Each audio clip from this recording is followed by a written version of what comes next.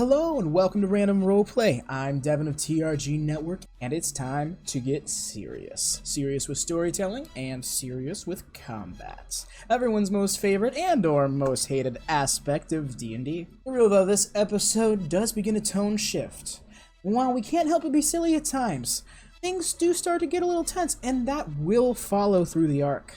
Additionally, seeds are planted for a subplot throughout this arc, so do be on the lookout for that, although it's not exactly that discreet. Something I'm going to try and do in these intros now is give you guys little Easter egg hints. Whether you care or not to explore those is up to you, but with the complexity this campaign ends up having, I can't help but feel like it'd be a fun way to embrace that. So, hint for this episode, page 64.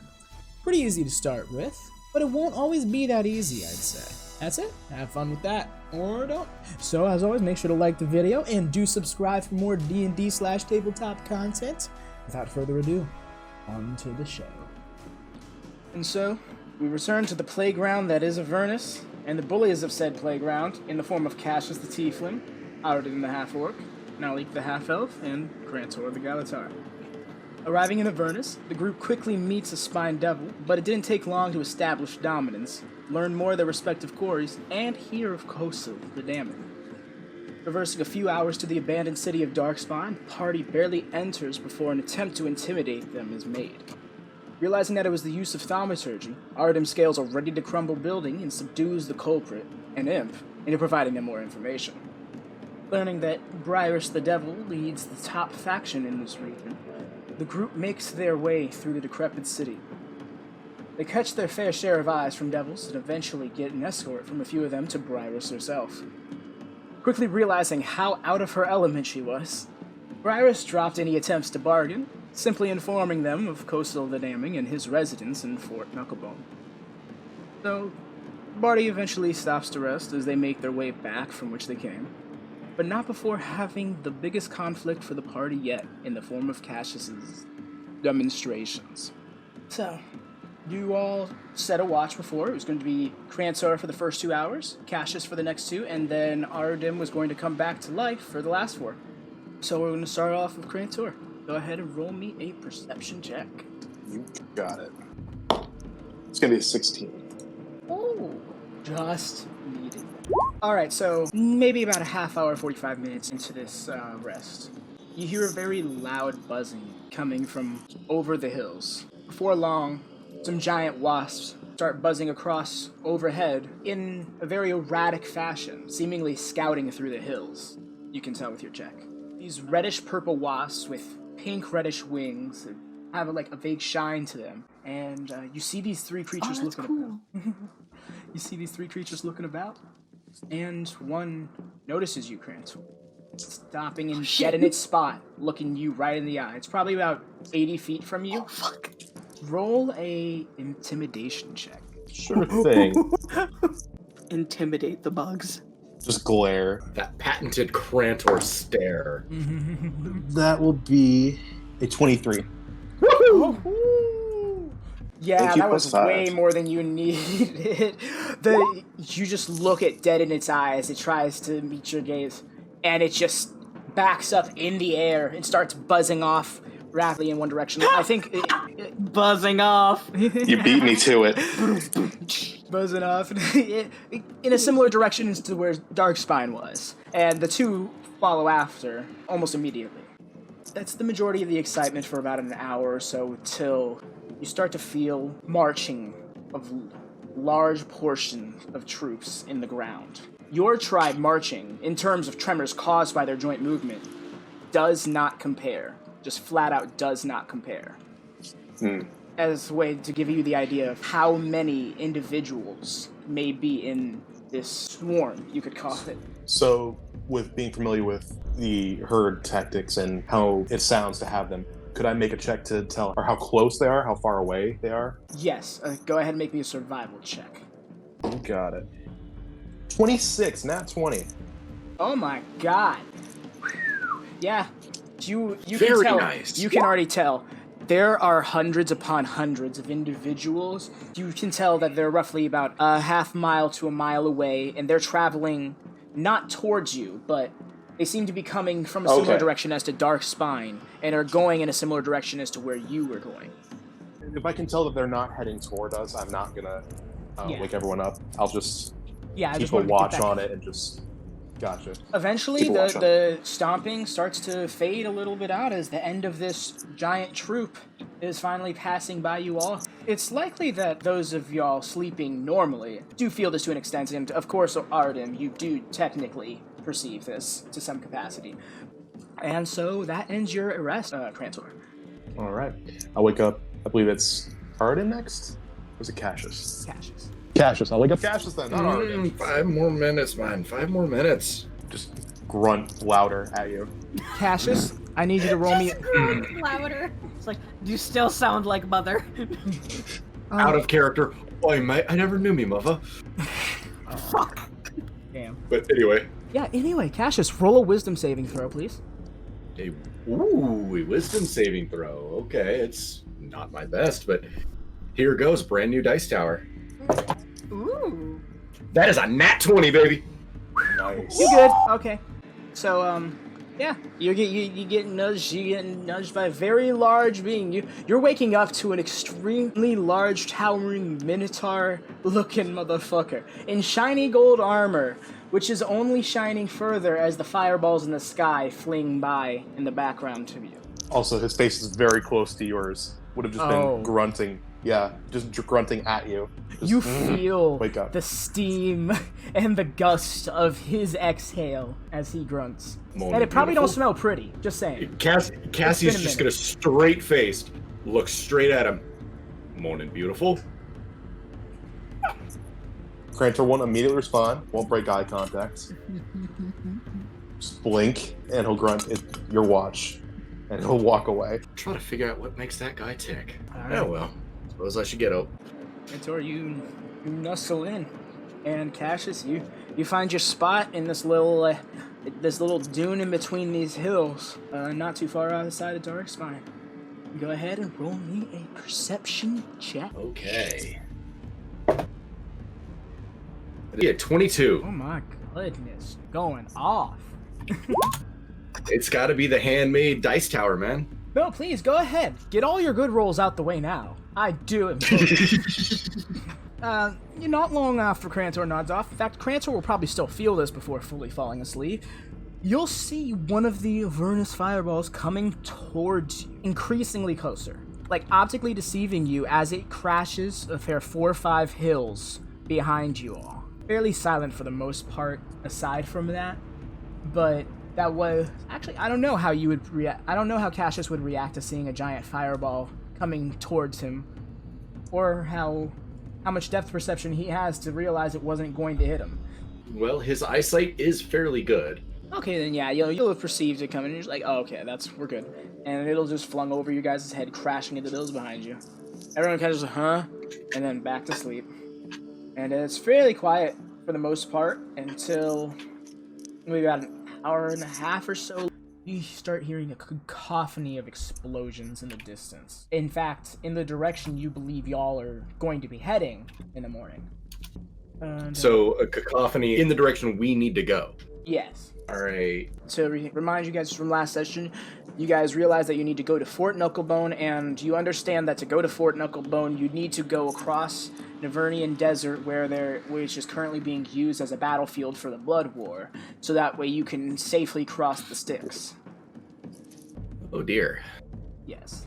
Because Now, the Fort is Knucklebone there is on any- the other side of it. Yeah. Is there any particular details that I could pick out from that noise, or is it just a garbled mess? It's fairly gargled. You can tell that there's a lot. This actually sounds like a lot of artificial explosions, and I guess you could say magical, but these explosions don't seem to be, your traditional bomb or such. There seems to be some sort of machinery involved in this. I will say you probably would understand that. Being from Raggenrath, they primarily dwarven country. They had a lot of advanced technology compared to the rest of the plane. Mining powder kegs and all that. Stuff like that. Okay. Even constructs and such. Like, of constructs, and Yeah. while it's not most popular in Raggenrath, it's probably the second most popular country on the plane. It's not something that would be wholly unfamiliar to me. Yes, precisely. Okay, so that detail would kind of stick out. He would kind of internalize that it's not natural. There's something artificial about it.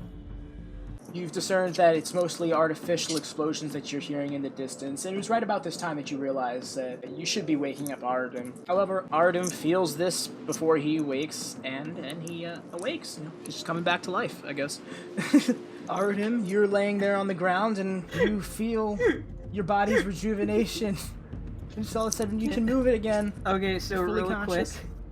This is how Arudim falls asleep. He literally just, for those of you watching, it is literally a GIF, a 3-frame GIF of Peter Griffin. The 3rd frame is just him falling down. There's no animation. Allow me to describe that. Just folds. just Yeah, I naked, love the it's just 2-frame idea. Dead. Alright, so this is how he gets up, basically. Okay, so Like, he looks like a fucking corpse. He's not breathing. He's not moving or breathing. There's no pulse, no nothing, no indication. It's more or less like, hey, it's time for your shift, and he just jolts awake. bolts upright, yeah. Yeah, he just... Well, Cassius is gonna walk over, and he's just gonna mention, "Oi, time for your shift, mate. By the way, I just wanted to apologize about the flask thing. Meant no offense by it. None taken. If I could be of help, just let me know." Don't worry about it. He just pats you on the shoulder. Get some rest. He's gonna turn, walk back over to his bedroll. He's gonna give a thumbs up and then just lay down. Alright. Arudim, roll me a going wisdom saving to throw, please. Make sure everyone at least has their weapons near them, just in case. And he's going to just basically fucking Darth Maul pace around the camp. Look intimidating as fuck. Or at least try to be. Oh, wow. I have was no muted idea how on my Discord. roll is gonna go for, like, perception, so... Apparently, I was muted on Discord. Yes, you were! That's interesting. I did not know that. I was trying to ask you several times now. I need you to roll me a wisdom saving throw. Oh, fuck! Oh, no! A saving throw? Yeah. Yeah. Well, that's not good. That's not good at all. Oh no. That's a 7. What? Fuck. All right, I'm gonna I need you to can't- check your DMs. I don't have any. Oh no! All right, so here's the thing. It's funny enough because your watch. So go ahead and tell me, reassess what Arudim would do as he woke up. Oh fuck. So, Okay. is Cassius still awake for this? No, you already clarified. No, you went to sleep, bud. Okay, good to know. Fucking hell. I don't really know how to do this. Oh, you've never been in this kind of situation, huh? No, I never have I been in this situation before. This is So where. forgive me if I do Kobold, this incorrectly. No, this is fine. This is where I trust you with your DM experience. Okay. Jesus Christ. Wow. I know. That is I honestly wasn't Almost ready a for 180 this. for him in a bad way. No, I have a 3 in that saving throw because I have a 3 wisdom and I rolled a fucking 4! Dude, bad rolls happen, but like, woof. I know, Okay, I was it's not as bad as I joking thought. earlier. Let me say that. It's not as terrible as I thought. I thought I was getting fucking possessed by something. I thought I was about to get fucking body snatched. Okay. Wouldn't they have to go through 8 different versions of you for that, though? They would try, and probably the ghosts inside me would be like, "Who the fuck do you think you are? Hey, welcome to the party! We got a fucking timeshare in this place. Want to invest? Takes us several ghost dollars." God damn it, I was taking a drink when you said that. Okay, Arudim, is this like just like sudden, right? This is a very sudden change. I wouldn't say sudden. Because the thing about it is it feels natural. It's definitely a mood change, for sure. But it's one of those things. Okay. It's like your perspective on things has just changed. Okay. I would like to change one of my skill proficiencies for the day. Okay.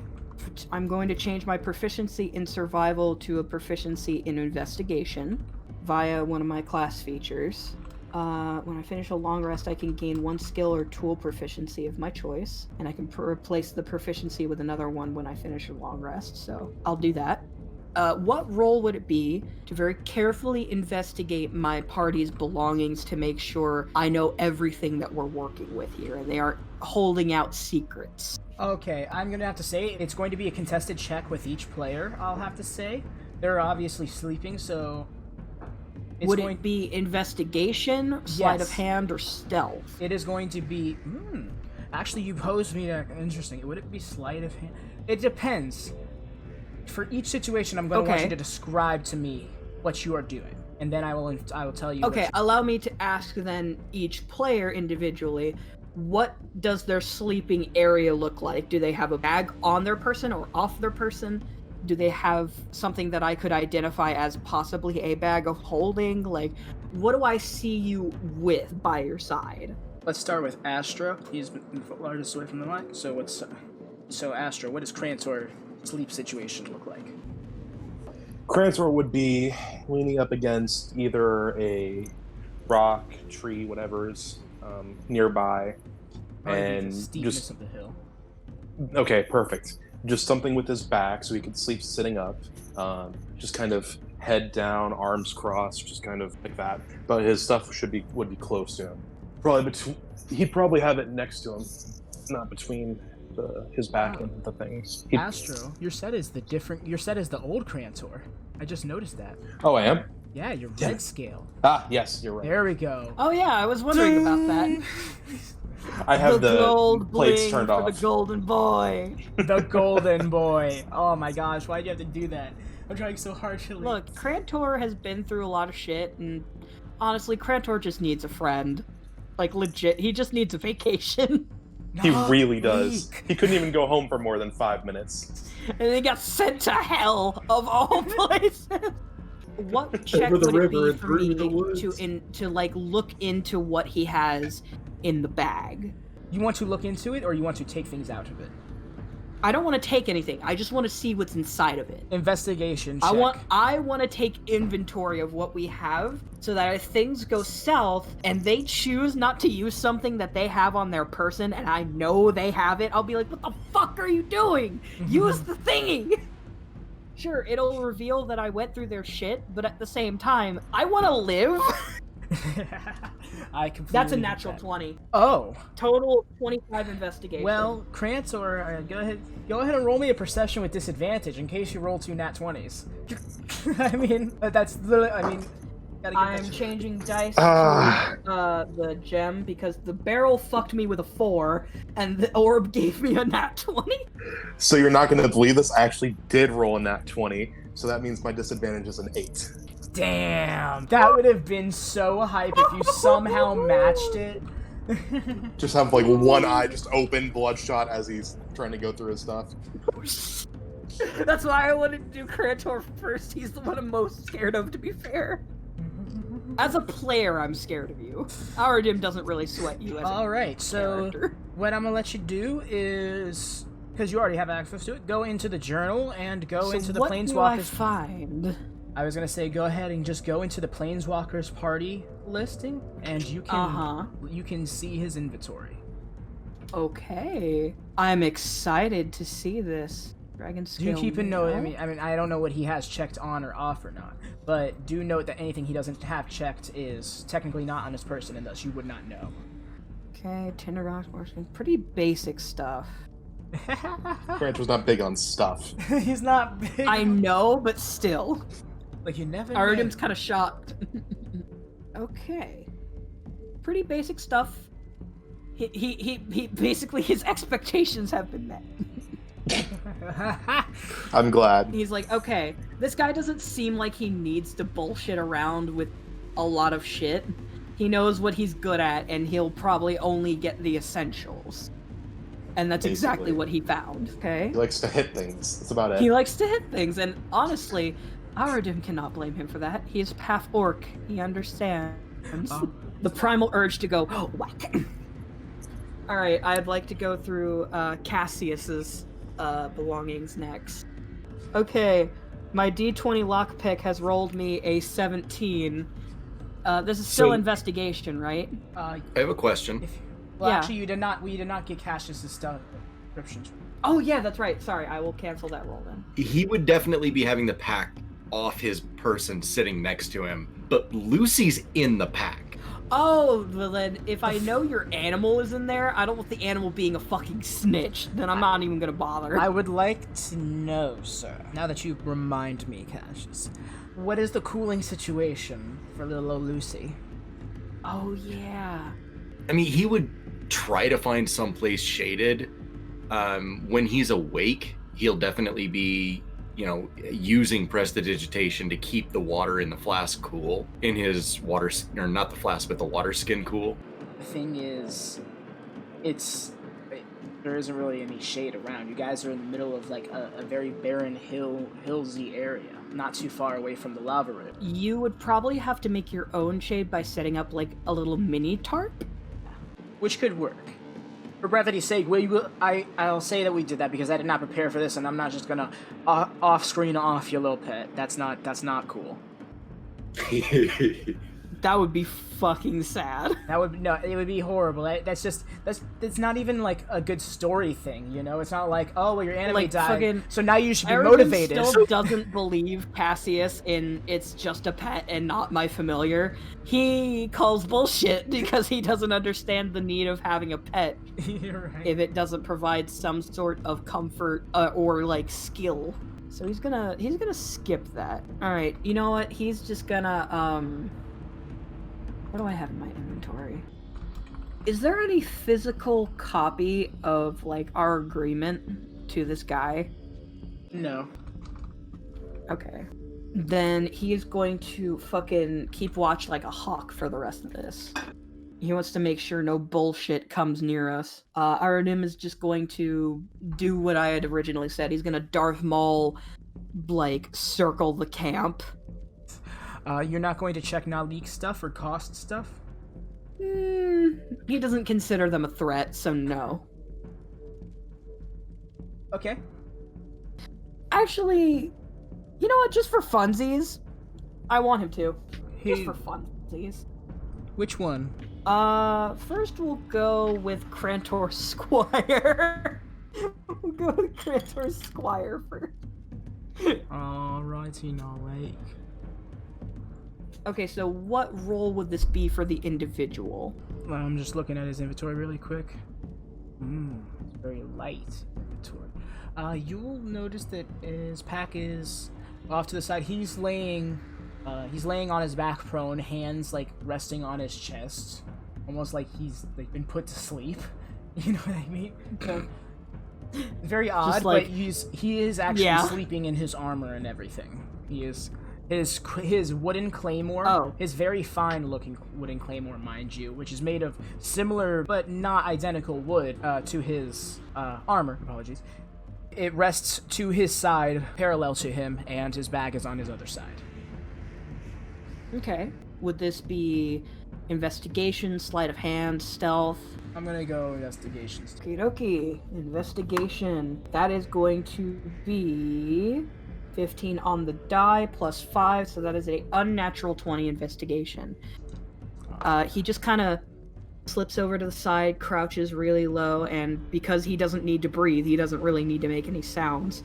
So he just very carefully flips the bag open slowly and reaches his hand inside. Alright. I actually do not have his inventory physically listed, so what I can do is tell you what he has in there. He has an explorer's pack and all the contents that lie within that. He seems to have a pendant of sorts with a symbol of Bahamut on it. Oh! What else am I looking for? Would I know that Tiamat is on this plane? Roll me an Arcana check. Because You have been... that would be juicy. Arcana. Let's go. Let's try. You're never gonna believe this. What you got going for me? Another nat 20? Another nat 20? No. Oh. That's an 18 plus 1. That is 19 knowledge Arcana. Yes. You know... I just got so fucking lucky. You know that Tiamat has been trapped on this layer of this plane for eons. for thousands of years. Oh, shit. Oh, that's so juicy. Oh, I'm gonna make a note of that right now in my character sheet. You do that. I'm not done. What's with the this guy's name inventory. again? I'm sorry. Naleek. I'll type it in chat for you. It'll Naleek. pop up when I type it. Pendant of Bahamut. I've never gotten to play a rogue who could go through people's shit. Yeah, you're This is doing the the first actual for me, rogue actually. thing. Like, that's what's cool to me is you're And doing... I'm not taking anything. I do want to preface this for all of you watching out there who's going like, oh no, he's gonna be that rogue. No, I'm not taking shit. I'm not a monster. I'm not a monster. I am assessing the situation. And in the form of a berry stemming out from a little branch. It is mostly wooden and natural, and the bronze specks that seem to be more like mineral in their presence. You can tell that this is a druidic focus. Oh, interesting. Low-key kind of want to take it, but no. Okay. Is there anything else interesting? That is nothing of relevance to you. That's essentially it. I'll say Okay. that. He's gonna close the bag exactly like he found it. He's gonna slither on over to our little guide friend. You holding out magic items on us, motherfucker? You go ahead and look into his stuff. And go ahead and roll me that investigation check, bud. As he's sitting like kind of like on his side, tucked in, all nestled, stuff on the opposite side of them. In his mind, he thinks, you know, people who sleep like that, they have a lot of emotional vulnerabilities, and they're quite lonely. Damn. Why you gotta call me out, Kobold? Because I do the same, bitch. Shut the fuck up, okay? We're moving on. Arudim gets 17 crashed by plus fire. No. 17 by fire. Literally, rocks fell. Arudim died. He just goes, well, here we go again. Dies. I guess I'm dying. 17 plus 5, that's gonna be 22. 22. Yeah, That's you're not gonna happening. roll great on all the things you do after you get the fucking 7. It's the best. It's the best. All right, so you go into his stuff. He's got a spell book on him. The spells are written in primordial, if you can discern that. Otherwise, you know. I don't think I can, no. I do not speak primordial yet. So yes, How many hours would it be before they're supposed to wake up? Got roughly 3.5 at this point. I'd like to take an hour to silently copy down some stuff. Alrighty, then this is going to be... I guess it'll have to just be a straight dexterity check because you don't have any proficiency with calligraphy tools. No, I just want to copy down things onto my notebook so I can read them later. Like you're trying to copy at down the another symbols of a time when I different... can learn a language of my choice. I see, but you're trying to copy down the writings of another language that you do not know? I'm just copying down what I see. Yeah. Yes, exactly. Okay, so then that's what then... Just it'd be straight optical. dex? No, it's going to be an intelligence check. Okay, intelligence. Ooh, okay. 16 plus 1, so 17. You only have a +1 modifier with your intelligence as a rogue? Yeah. Okay. Intelligence wasn't really needed for this build. Apparently not. You know what? You're right. He rules a tribe in a forest. It's not like he's going to cities and doing diplomacy. I'm teaching orcs how to sneak instead of just charge in like idiots. I'm too fucking orky for that, man. Well, sometimes you just gotta get up and out and eat. Sometimes you gotta get Yes, you orky, find- sometimes you gotta get bulky. Literally, aside from that, he only has 2 scrolls of sending in it. The bag is otherwise empty. Okay. It is actually, you actually see in some of the pockets, they're filled with like bundles of cloth and stuff, almost to make it seem as if the bag is more full than it is. Are there spell components, like little Oh, knickknacks yes. and things? You found a component pouch actually on his person. You can you already know it's a component pouch. You have dealt with your mages in the fair past, Arcanoloth, you know. So Yeah. You know how to Yeah, discern yeah, I weapons. killed one of those things, so... But the component pouch is actually kept on their person, so you can tell that that's kind of like an emergency preparation. Okay. Smart. You know what? I should clarify. I like the whole 100 pages per spell book thing. I'm not sure if that's a 5e rule or not, but I like it, so I go by that. I should discern how many pages in their spell book are filled. So I know how many spells they know? Essentially. Let me go check that. Oh, I'm looking Yeah, at I the can do the wrong math on that. screen. Cool. I'm curious, how many spells does this boy know? We'll say that this is a detail that you've gathered about mage hunting when you were hunting down said Arcanoloth. I don't imagine it was just a few day kind of thing. It was probably his whole ass arc or two. Oh no, like, if you knew him, he fucking staked out that place. He fucking snuck around for ages learning routines. There are 14 pages taken up. And yes, there are 14 pages taken up. I'll say cantrips don't count. Those are memorized. Okay, so there are 14 full pages. Yes. So he knows 14 spells then? Presumably, yeah. Yeah. Put it down. Put it plain. Do I remember any of the ones that he cast before? You have not seen cast any spells. Perhaps it was too costly. Son of a bitch. Just... What else had do you to. do besides the bottom tisk? He leaves everything be, and he puts everything back to where he found it. He's going to tuck away the small journal he has with a now page in Primordial, just because he's curious and he thinks maybe Primordial might be important to learn in the future now. Alright, what else do I have that I can do? You spent roughly an hour doing that. Only thing that's really occurred The last during 2 hours, I'm gonna keep watch still, and can I hear anything? Go ahead and roll me a perception check. Oh fuck, that almost rolled off my desk. Yeah, you need a try. Okay, perception.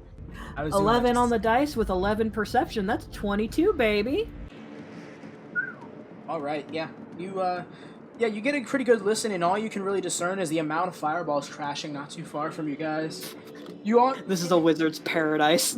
In all honesty, based on what you can tell, with how this plane works naturally, there were raining fireballs and all. You guys have been extremely lucky to have not been hit by one of these, or at least been affected by one of these.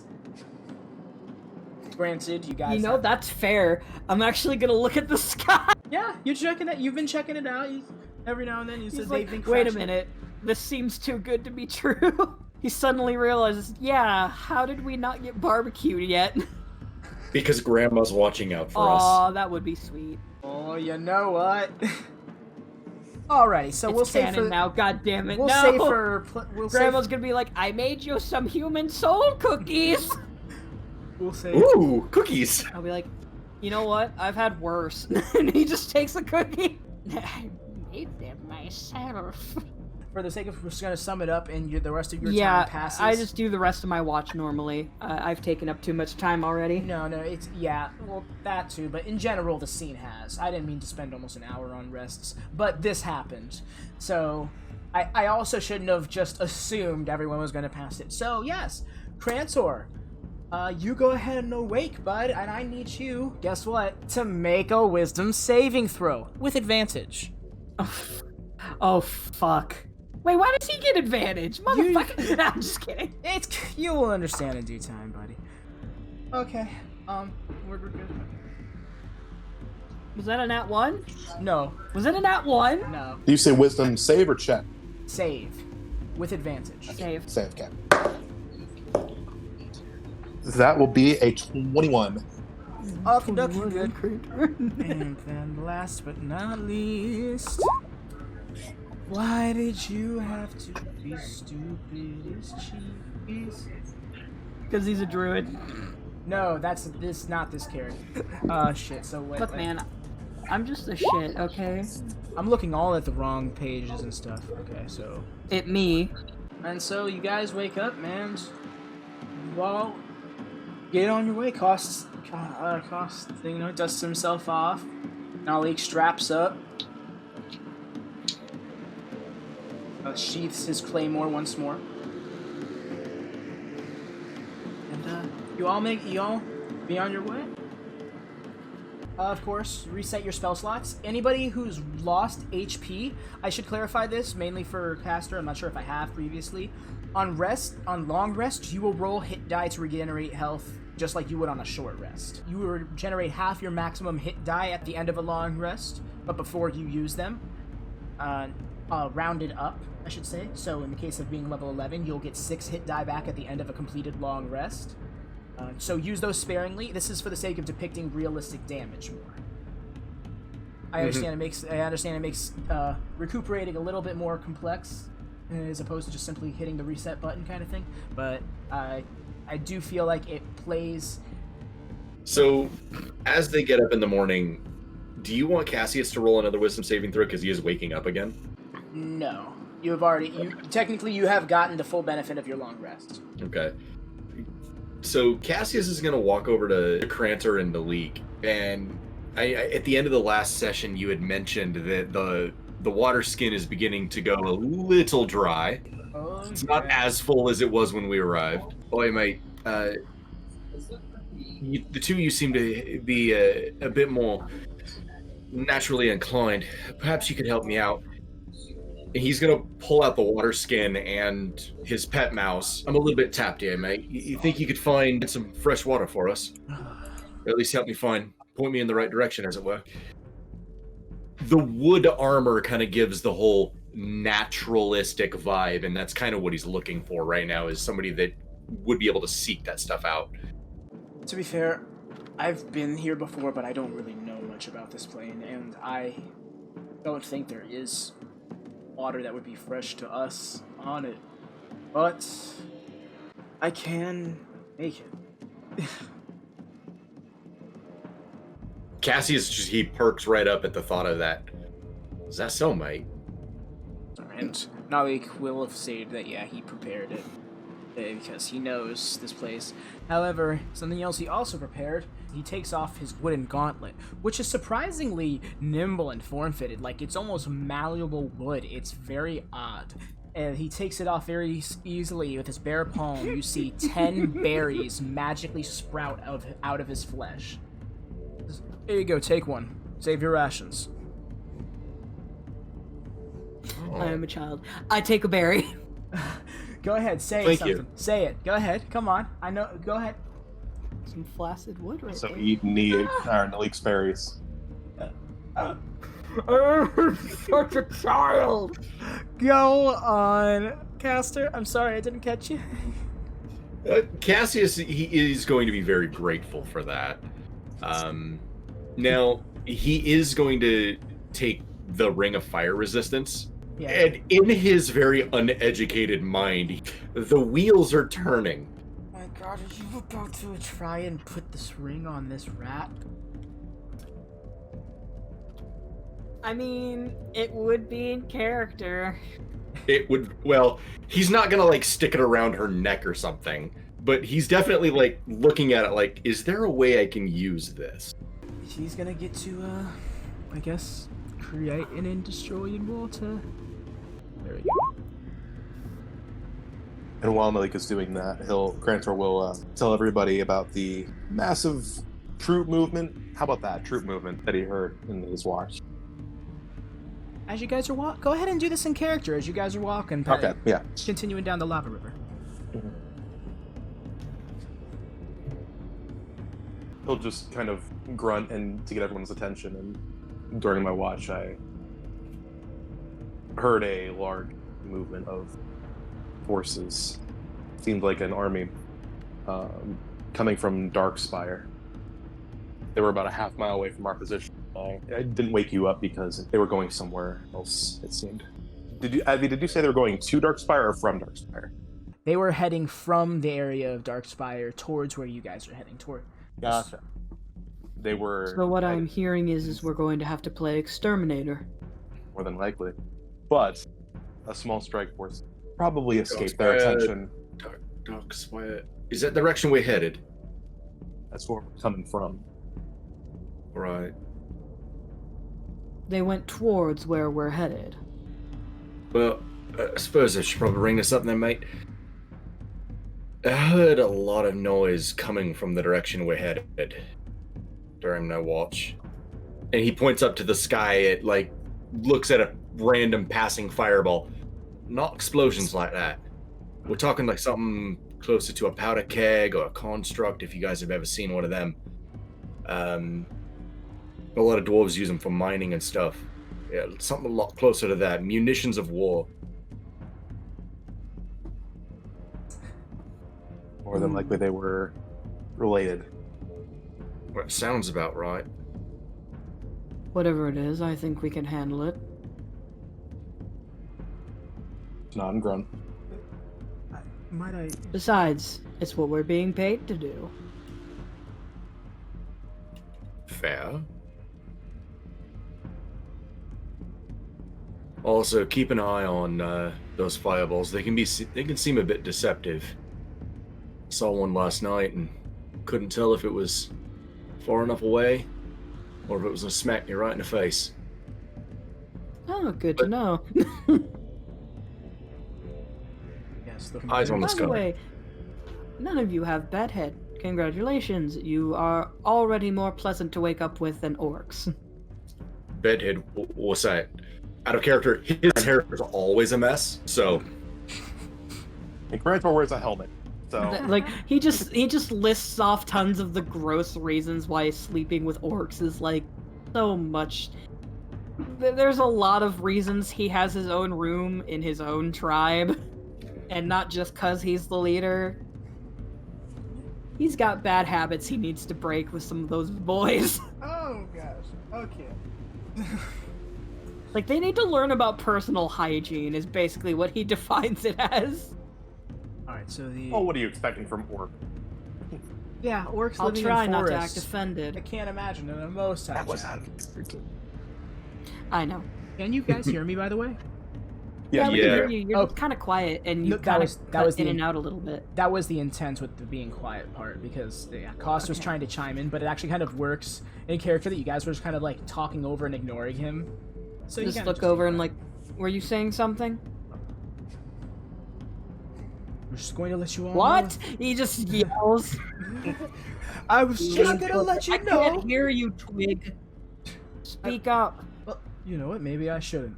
Yeah, you can handle it. Let's go handle it. He Because just rolls his eyes like, damn, fucking talk. yeah, this fire genasi mage-looking individual who's been guiding you, yeah, just got sassy with you, even though he's technically working for y'all. No, he just Randall- rolls his eyes. He's just like, fucking Jesus, just talk louder. Crantor will turn his head towards him and then raise an eyebrow, say, talk, and then roll an intimidation on him. Ooh, okay. If you know something, speak up now. All right, let's see how an If you'll intimidation allow. goes for him. Oh, frick, that's a 3. We'll just call it. Yeah, I'm just gonna call it a charisma saving throw. Fuck it. I don't. Gosh, is like, okay. Jeez, I'm sorry. I'm just trying to let you know that you shouldn't be trying to run into these battlefields and fighting whatever moves. I think the best course of action is trying to get past them, whatever means necessary. Yeah, well, we have to fight them in some way, but I mean, we're talking like there could be a whole legion of devils that passed by us. How many individuals did you see, Crantor? You know? Didn't see any. I only heard them. They were about a half mile off in the distance. Okay, but it just sounded like a lot. Yes, I'm used to the sound of large groups from my herd, and I know how many are in there. It was quite a large amount of people. I see. And at this point, you guys are walking, and the environment starts to turn very dry as you're passing by. The lava river has seemingly just kind of like fizzled out, for lack of a better term. No, it's kind of closed as you guys continued on. You've likely passed the point in which you arrived on the plane already, as you've been traveling a good few hours now, and the grass, that lime moss green grass that exists in parts of this plane, starting to thin out. Ahead of you all, in front and to your left, is like orange sand still managing to resemble dust more than anything. There's like some sinks in the land that like start turning into large cuts in the ground to the points where you can like travel in between. And there's occasional piles of ichor, like very, very black and brown ichor dotting this war-torn area. You know, I won't even say you guys need a perception check. You guys at this point can see in the distance a fair amount of black specks dotting in the sky, moving all around in many directions. Well, that's ominous. Naleek's looking around, and Naleek will actually be looking off to the right and will say, "Everyone look. It's a red river, but that doesn't look like lava." And after looking over, the guide, Cost, the fires are not. Well, his eyes will widen and say, "That's the Styx. That's a very thin portion of the Styx. You can see the whole gap." And he starts looking around at you guys. That's what we're looking for, then? No, well, you see, the intent is we wanted, originally, based on what we were told by that first devil, there's a battlefield here in the sands that we will have to get around, be it through or going the long way around it deep into the desert. But our ultimate goal is to reach a point in the Styx where we can cross it safely, because on the other side of it is where Fort Knucklebone is. So, if we can cross it and completely skip this battlefield that is likely on just this side of the Styx, maybe that will work to our benefit. Might I offer a suggestion? The three of us, including Crantor's, what did you call him? Squire, yes. Yes, and Crantor's squire. The four of us are quite capable individuals. Honestly, I feel like it would be more of a detriment in case anything went wrong in the Styx. If we suddenly lost our memories, everything would be lost. However, in a battle to the death, why, I would bet my life on it, that we would be victorious. What I'm saying is I believe we should play to our strengths. And Which from is what I strength. can tell, glances at the buff Crantor and the tall-ass tiefling. I believe our strong suit is force. Very well. In other words, our strength is strength. I would recommend you don't pick a fight with us, or we will be forced to use force. I love that. Alright, well, We will be forced to use force! so at this point, Cost is going to pull out a worn-down piece of paper. Is a good way to put it. Second. I. Give us that good shit. It's like, this map, Okay, we got something here. this map this map isn't entirely accurate Oh, this because is so cool! Monument of Tiamat. this map isn't entirely The accurate Queen. because Avernus is made to be difficult to map. So this is why I want to stay close to the Styx River, because that is where the plane is ever changing. So if we can follow the Styx River to a point where we can cross it, we will be able to get to Fort Knucklebone safely. Unfortunately, what I've discerned is where we are currently located is technically not on this map.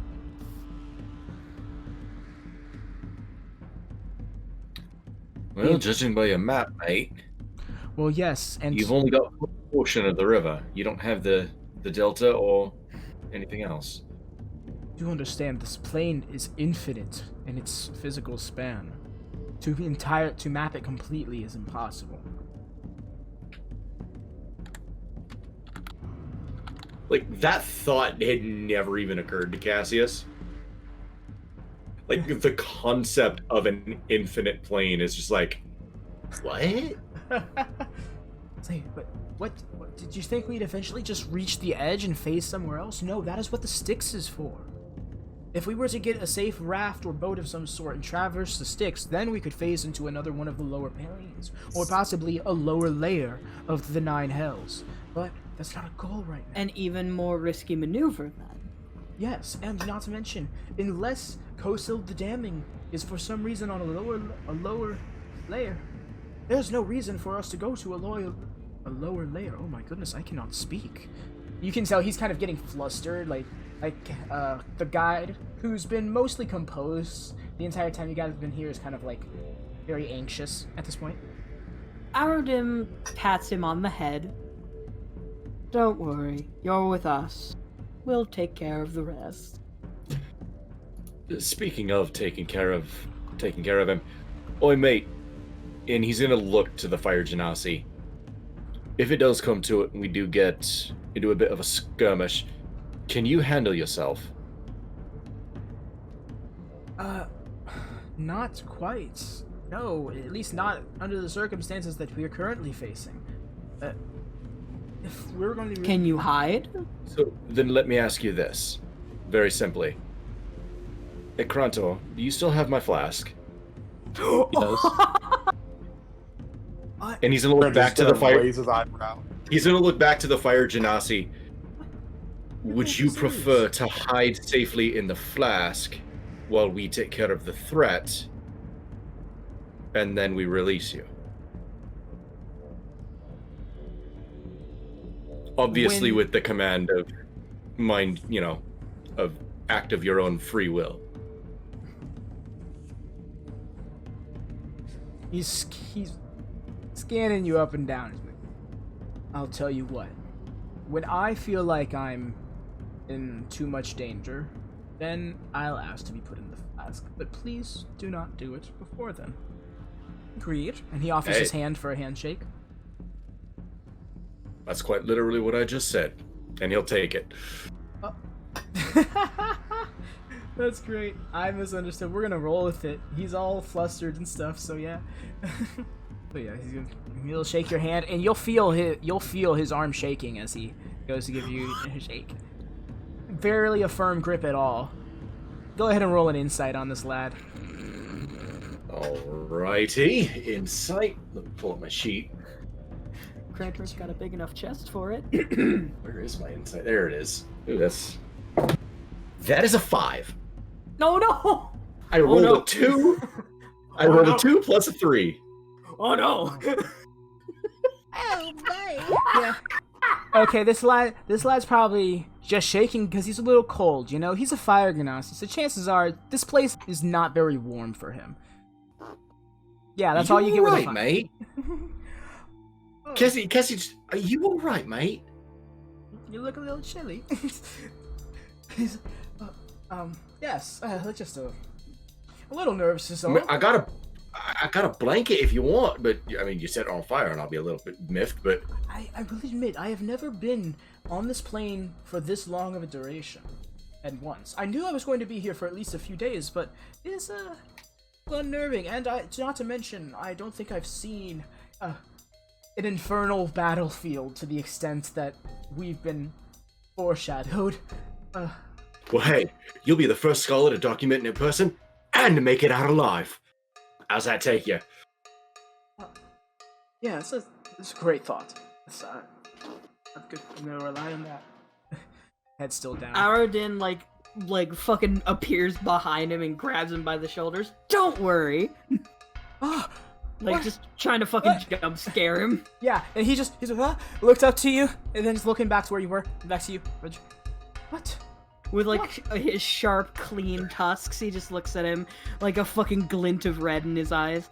I'll take good care of you. Well, at least we know Arudim is at the top of his game. Arudim's at the top of his game. That's a very good sign.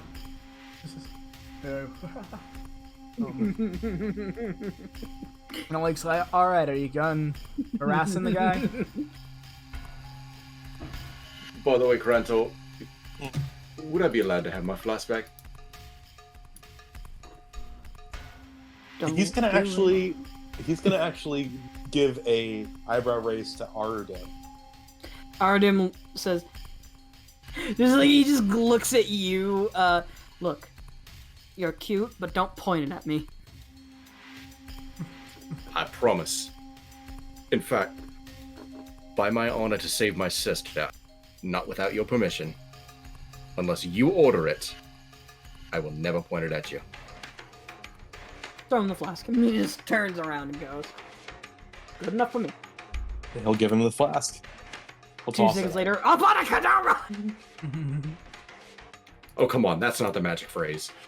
I know. I know. So Cost goes, all right, so then, gentlemen, we have 3 options on our hands. We can go over through those. You note, I failed to note that there are some cliff sides lining the thinner part of the Styx River that you guys noticed is close enough to you.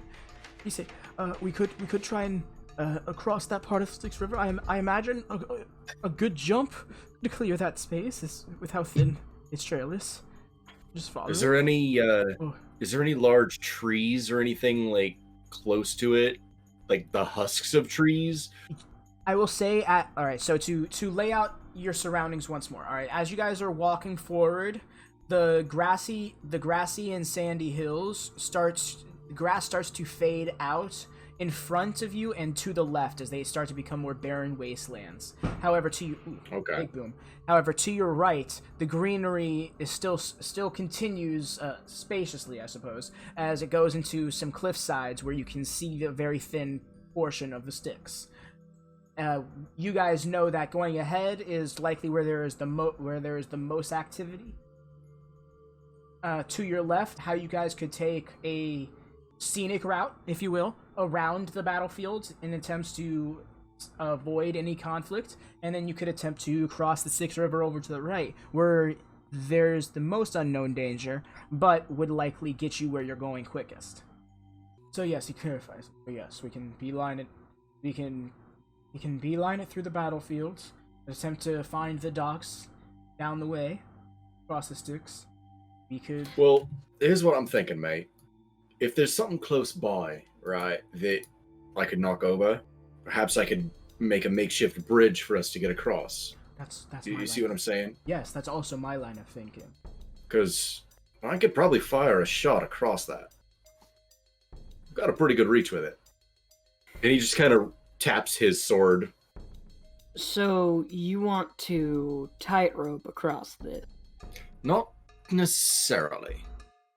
Something a little wider than a tightrope. Crantor just looks down at his 4 horse legs. Fair point. Crantor. Sad Crantor noises. Every time he has to go up a stair, it's not good. No. It's okay. It's a plains Still boy. Good boy Crantor. I don't know. Personally, I'm in favor of just walking around the entire fight, but I can't argue against the whole our strength is our strength thing. This is Naleek speaking. It's just Arudim is just like gesturing like, But yeah, I'm going with the big guy. What direction are we going? It's kind of our thing, he just says. Cassius looks at Crantor and says, "Aye, whatever you decide, I'm with you, mate." It's kind of our thing. The direct approach is probably the best in this case. Our strength is our strength. Cost just groans.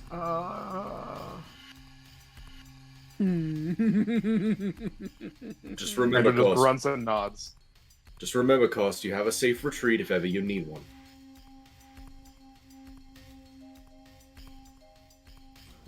You're right.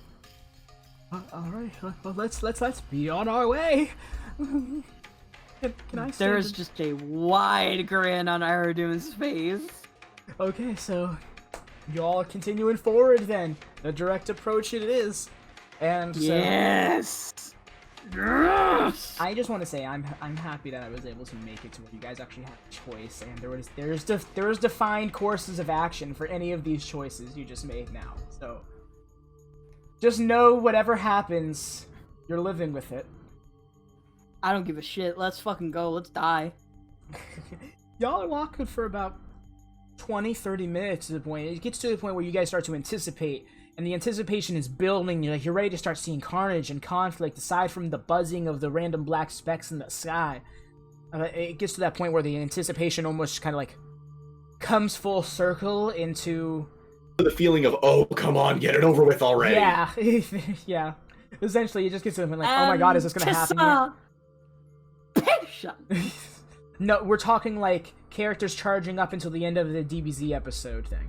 Like, yes, you guys are going on about 20, about a little over 20 minutes until you finally hear a loud abyssal roar let out. And a wave of similar roars follow in a cacophony. One of the first things you'll discern is actually a flying creature that's relatively close to you, and Cost is gonna be like, into the crevice, and Cost is going to urge that everybody jump into one of the cuts in the dry desert ground that there's been. Luckily, like, it goes like 8 to 12 feet deep and is almost 10 feet wide. It almost looks like trenches. That could fit me? Yes. It looks like a trench that could comfortably fit you. Okay.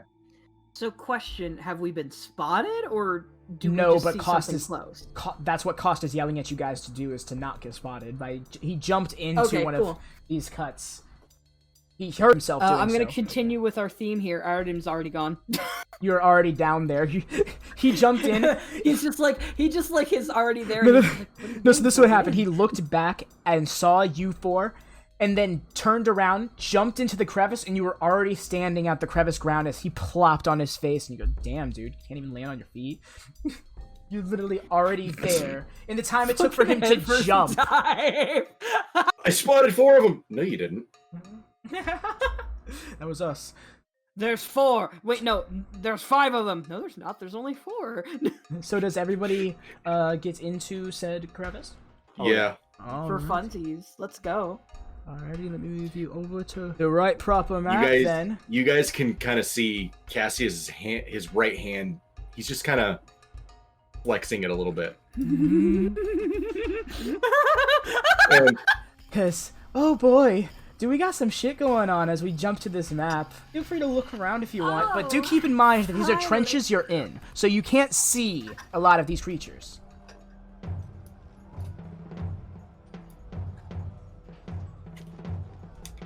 Oh, this is quite a sight we're seeing. Yeah. I mean, crazy. Remember, you guys are in 12-foot deep crevices, so you're not seeing much. But I am going to specify what you do see, as you guys are catching sight of a nightmarish humanoid vulture above in the air. I should specify. I need that. Oh. Not above you, per se. But it is flying, I would say about 70 feet above the air. And just on the cliffside above you, like directly above you, you see another humanoid that is backing up, nearly falling off, but catching its footing. It's backed to you, but it's flinging around several chains as this grotesque vulture soars by it, and then upwards again into the sky. Oh, fun. Wow, that music is a little loud. That music got really loud. Yes, it flings by its chains. How do you all react as this is happening before you? So it's this one here that we can see. I'm pinging. That is the one that you saw, yes, as well as this one. Specifically, it's just backing up as this creature swoops down, almost like he was trying to attack him. Well, attack them. Then he's going to turn around and attempt to coil his chains and fling it out. Surprisingly quick and long are these chains as they fling out, almost attempting to capture the flying creature and drag it down. Goss is already like moving back in fears. Oh my god, oh my god, oh my god. Arudim just looks like he's at home. Well, Cassius is going to kind of, since he's kind of right here on this corner, he's going to press his back to it, and he's going to kind of try to keep watch. Oh, that's not the button there. He's gonna try to keep watch like out this way. Already? Not trying to be seen? Yeah. Stealth check it is. You know what? Group stealth check. Okay. Group stealth check, eh? Yeah, so everybody's gonna carry us, Arudim. Carry us. That's not gonna be hard. Oops. My stealth isn't bad. Mine is. Oh no. My stealth isn't bad. Mine is. Oh no. Oh dear. Well, a good roll at the very least. Mine wasn't. Y'all right? I'll give you one guess. Oh, good. Ooh, Oh, natural no. one, huh? It was a natural one, baby. That's not good. Ooh, let's see if I can't make up for this Please with do. a ridiculous total. Don't worry. Please flex on us. We have a flat 2 from Naleek. You know, Naleek. Oh, Wow. wonderful. My Because boy. I think, with my calculations, that's going to be a 32. Wow. All right. So I'm going to. I am the knight. I am the Batman. I go to Y'all are reach out good. to put my hand on a wall, and you pull my hand back. Yeah. No. Cassius, you literally get. Go ahead and enter your nat one in there. Just so it's. Sorry about permeated. that. You know, you're good. You're good. It's a little detail that's almost pointless, so I don't hold it against it. But yes, you go and trip forward, and you're about to fall flat on your face. Arudim grabs you, yanks you up, hooks you underneath your armpit, hand over mouth. Cost is already tucked into the wall. You almost don't recognize him. He looks like a flaming pit coming out of the ground, like a lot of things on this plane do. He almost blended in perfectly. As for Naleek, he was clunking all over the place. His sword scraped against the wall, so he turned around to look at it, and his armor thumped into it when he did. Crantor, you saved him, though. You just tucked him again. You just slammed him against the wall, kept silent. The devil is again watching the flying creature and starts running after it. It's now out of sight from you guys as it's over this 12-foot ledge. You can still see the flying creature, though, as it rounds about. What's going on? What did we do? What did we do? That was a chain devil up there on the wall. Calm down. If we're not, you'll kill us all. Need to look to the others. So on a scale of 1 to 10, how confident are you all? Without saying anything, Cassius just looks at him and puts his hand horizontally flat and just tilts it back and forth as if to say, I'm not against the idea, but might not be the best idea. I've had Numbers are worse. not on our side here. Interesting. I have an idea. Give me a moment. I am going to roll another stealth check. Are you gonna break away from the Before group? he does, What we doing, bro? Crantor's gonna cast guidance on him. Before he dies, cantrip. Click that in the chat. Yeah. Before he kills us all. Alright. Flavor does a quick prayer to Heracles, blessing him. Cool. I get to add a d4. Alright, so. Those explosions Let's are roll. a cannon, by the way. And a d4. That is going to be a 29. I would like to creep up to this individual without being seen. I will gladly take the time to climb, scan around, look for the closest person, and then go from there. Yes, you will look over and you'll see this purple-skinned individual with a tied-back ponytail and many snakes coming out of their jawline, wiggling out like a living beard of sorts. As it too looks up towards this creature, and now that you are on pretty much level ground, you can see many different fiends of many different sorts in combat. You see these red and blue gorillas battling against these snake jaws, and we got, as well as you have these skeletal-like, xenomorph-looking devils with giant moth wings sprouting out of them. They almost look like they're directing these creatures. Okay then. Yeah, so at this point, this one's going to start moving up. This creature is coming back. So which one looks like it's directing creatures again? The skeletal-looking devils. With that stealth check, am I able to go closer to this individual without being seen? Would I be seen if I were to climb and get close to this individual? At this point, you are already up here, and I will say that their backs are turned to you because they're focused on this bird-like creature.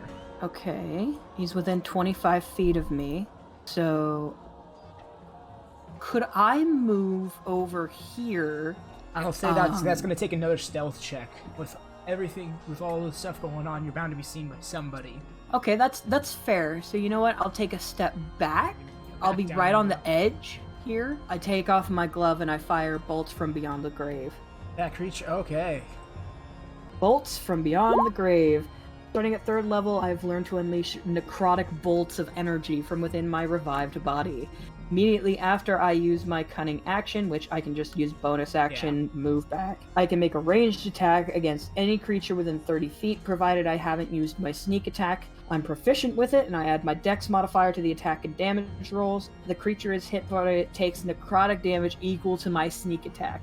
This uses my sneak attack for the turn. Yeah, so go ahead and make that dex attack, bro. Alright, so this is going to be a +9 roll here. So hopefully I hit. 27! Holy fucking shit. Let me go check those creatures. Yes, it hits. Hits, okay? Then let me go check this creature. Yes! It hits! I dare you to find me one 5e creature in a official book that has an AC of 27 or higher. Holy fucking The Tarask. Does I was it about have to a say 27? I thought it Tarask. has a 25. I thought it was a 30. Well, anyway, I'm gonna be 28 points of necrotic damage, and I'm just gonna let myself fall and use an acrobatics to catch myself, so I can immediately hide again. Look at you with the slick I'll roll the acrobatics to catch myself. No need. It's Because enough. technically we're It's- still not in combat, so... I know, but no need. Okay, cool. Produce Does it kill it? I doubt it would kill it. 28 damage. 28 necrotic damage, yeah, on Mr. Medusa. Damn, that's a good one. So I have to scroll down this really long initiative sheet. No, but it's Oh, looking fuck. pretty bad. Oh no! You saw it as you hit it. It withered down. It almost fell to one knee as the purple on its skin grew pale, and the snakes almost stopped wiggling. They're barely writhing at this point. Mm-hmm. As this creature's looking like it's on the verge of death. And it now knows you're there. Because technically you would have had to... your bonus, the stealth you did was the cunning action bonus... The cunning bonus action stealth. Oh, you know what? I'll stay there then. You know what? Fuck him. He saw I'll you. look him dead in the eyes and yeah, fuck it. I'll stay up there then. I'm just gonna look at him, wink, and gesture like, come on then. And Arudim, you see... And like he like takes a deep inhale and yells out something in Infernal. Cassius, you very clearly hear, "Mortals on the battlefield!" And I need you all to roll me initiative. At that, Cassius immediately draws his sword. Crantor's got his hand on his back, ready to go. Yes, everyone's weapons are drawn and shields are armed. They aren't already as you start combat, because I hate to be that I am the DM who's like, make sure you keep track of whether your shield's on or off. That's a real big difference in combat. Mm-hmm. I know most DMs are very forgiving about that, but a shield is such a big difference maker. I have to put my thumb down. But yes, you all... But, As you should. yes. Absolutely. Thank you. I appreciate that, guys. Thank you. That's usually a very unpopular opinion. Like, come on, I would have my shield out. And I'm like, you never said it, my dude. You're just walking. Why do you have your shield out if you're just walking? Bare-handed. Aw. Aw. Bonus. I see nothing. I see nothing. You two viewers, you saw nothing. So yeah, everyone's initiatives. I'm gonna need to see them. Cool. All right. And just to clarify, for simplicity's sake, you guys will all be next to each other in the initiative order list. It's just the initiative is going to decide what order you guys go in for your turns. Because there's no reason to scatter you all over the super long... Booyah! Oh, damn. It's a nat 20, baby. Yeah. Yo. Yeah. Okay, that's gonna be 12 from me. Oh, right. What's your dexterity modifier? Never mind. It's Who, me? No, Mark? I was about to ask Arudim, the rogue, what is dexterity Oh. modifier? It's very fucking I large. Yeah, Yes. it's a 5. Yeah, I know. I realized I didn't have to ask. So never mind. The C's aren't next to each other because you matched costs, but have a higher dex modifier. Yeah, the rogue with a higher dex modifier than the wizard? Who'da thunk it? Crazy. Alright, we're gonna get right into it. Starting off with Cassius. You just heard this yell out that there are mortals on the battlefield from very clearly an infernal creature in Infernal, as Arudim's peeking over the top and just looked like he attacked something. Upon hearing that, Cassius immediately draws his sword and bolts up this way. Would he be able to scale that in one movement? I'll say go ahead and roll me an athletics check. If you pass, then it won't be difficult terrain. If you fail, it is. Athletics is something I'm good at, baby. It is A 17. 17. Yeah, you good. And so that's only going to take 2 squares seconds to move up, so you'll make it up here, and you can still move 1 more space if you wanted to.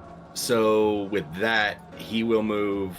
Yeah, let's do that. He's going to get close. Just a quick survey. Can I see how ragged that guy is?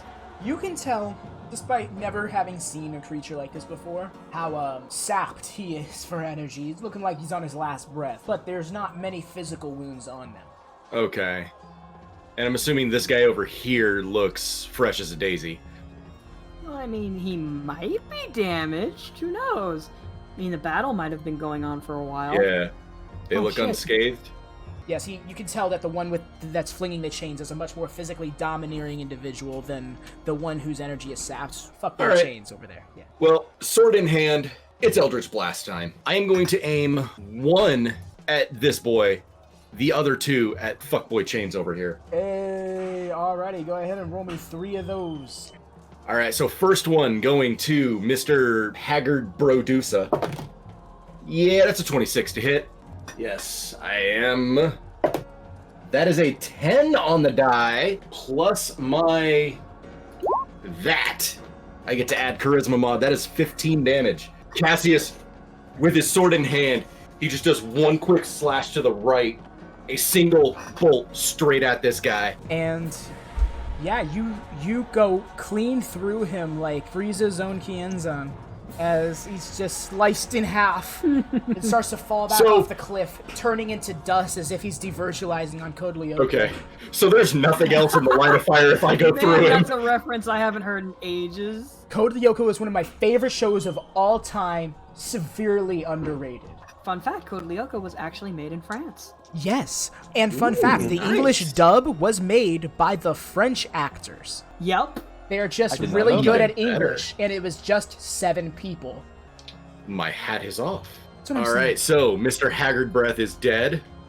Okay. Cassius, yes, you slashed motherfucker in half, and he disintegrated, Code Lyoko style, flying off the ledge. As Chain Devil's dude looks at you, he's like almost kind of surprised that you just one-shotted him, not aware of the blow he took from Arudim just a moment ago. Yeah, see, that the, way it looks more intimidating. Exactly. The bolt literally flies off in this direction for about that far if it goes through him, if it doesn't dissipate on him. You still need to roll the other 2 blasts as well. Yeah. We've really got I am doing that. Keep it- All right. 1 roll will be... I scrolled down too far. An 11. That will be whipped through by his chains. The other one will be a 27. That will blast. So Cassius, with his arm to the right, flips it back to the left, and then a downward slash to fire 2 more beams off to this direction here. Yeah, you fling off 2 blasts. The first one gets broken by the chains that he wields, almost whipping through them, but that creates the opening for the second one to come low at their legs and essentially slash right through them, breaking on impact. So it's not like, actually cutting them. Yeah. But yeah, go ahead and roll damage for that one. You are not gonna believe this. Another 10. It's a 10. Yeah. You got another 10. 15 force damage. Good job. Yeah. So Cassius is just sitting there looking at him. 1 sword in one hand, and his right hand is completely empty. He's just staring at him. Come on.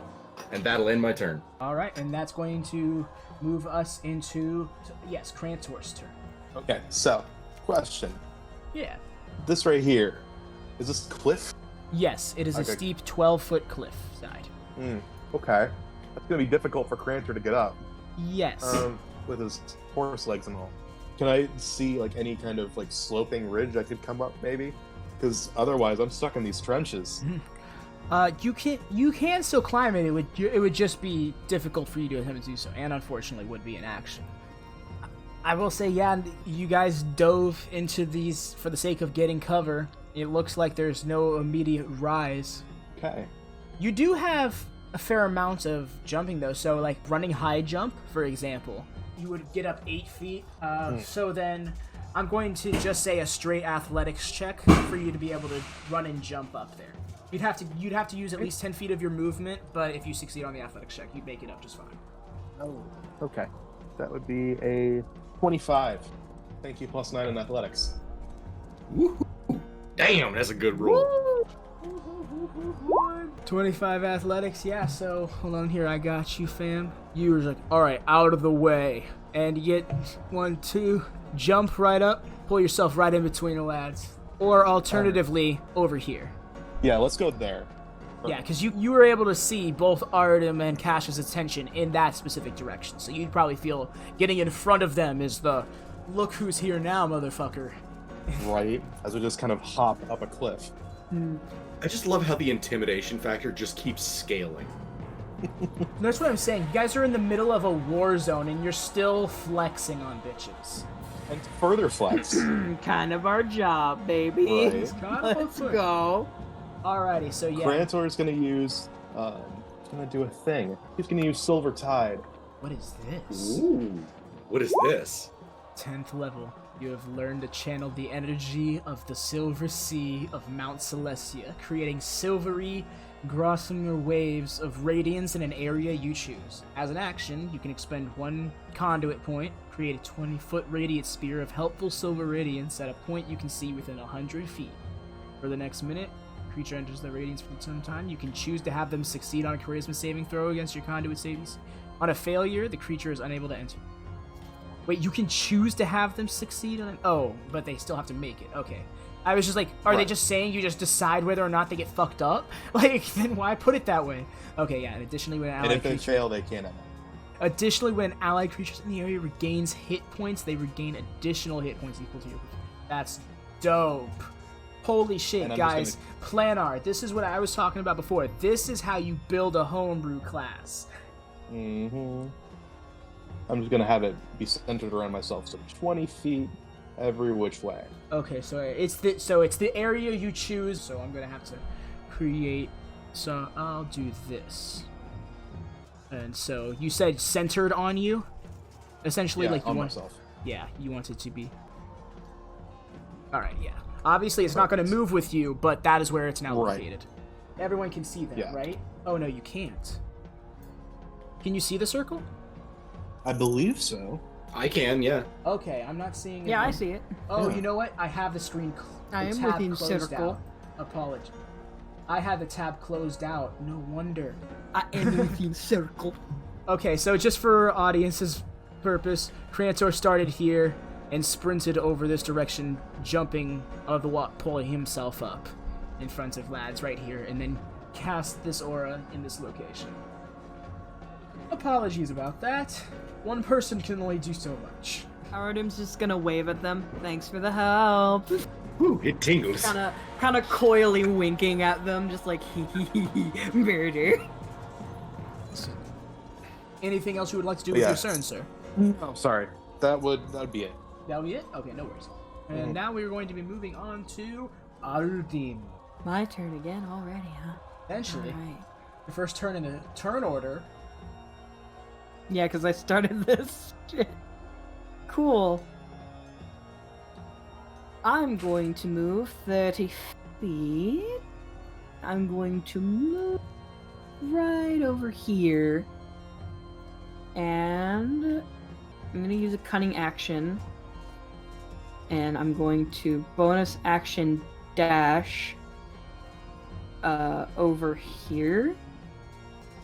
So in case they want to get in within possible threatened ranges, they can flank with me. Is it at disadvantage to do a ranged attack within melee range? Yes, unless you have sharpshooter. I do not. Then yes, it will be, if you're going to be throwing a weapon or shooting an arrow of some sort at them within this range, it will be disadvantaged with the attack. I'm firing the necrotic blast. Oh, no, that's a spell attack. That's different. I'm going to outstretch my hand, and in Orcish, I'm going to say, Aktur, which is going to mean wither. Just boom. Because you use your cunning action. That's a natural 20. Oh my Oh, god! shit! You're rolling 12d6 necrotic. You just blighted this motherfucker. Hold on, I'm going to roll it on here because I have animated dice set up. You do. Is my dexterity bonus doubled on a crit as well? I forget. Or is it just the dice? It's just the dice. Okay, that's what I thought.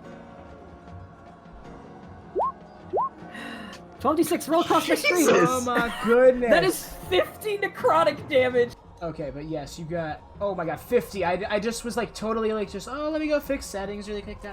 50 necrotic damage in this one. How do you do this? Okay, you know what I'm gonna do? No, I don't. That's why I'm asking. Hold on. He's gonna walk up to this guy. He's gonna run at him. He's gonna dodge any counterattacks he has. He's gonna flip over some of his chains. He's gonna grab the chain, pull him closer, put his face right up to my hand, and just fucking blast him with a like fucking Dragon Ball Z style beam of necrotic energy like this. It blasts on him and wreathes around him almost like a cocoon of necrosis, and fades away as the body dissipates the dust. Cool. I'm gonna look really quick.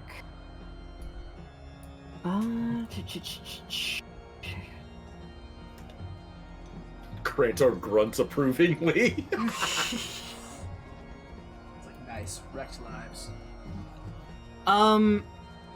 Would the dust count as a corpse? No, sir.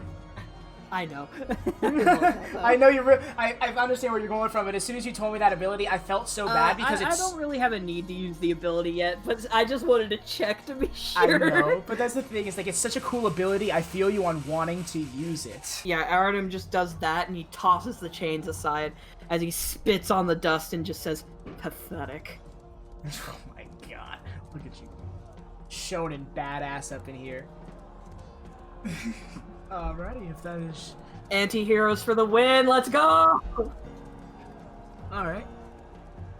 So, Cost is going to just tuck back here. I'll pass the turn! Cost is gonna tuck back there really quick. And his turn is what he's gonna do. That's literally it. He's just gonna tuck there. He's gonna stealth check.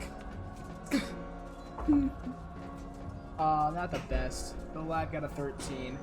Alright, he's just tucked in there. He's just like, okay, you guys, go do the thing you intended to do. Go kill them all. And now it's gonna go to Naleek's turn.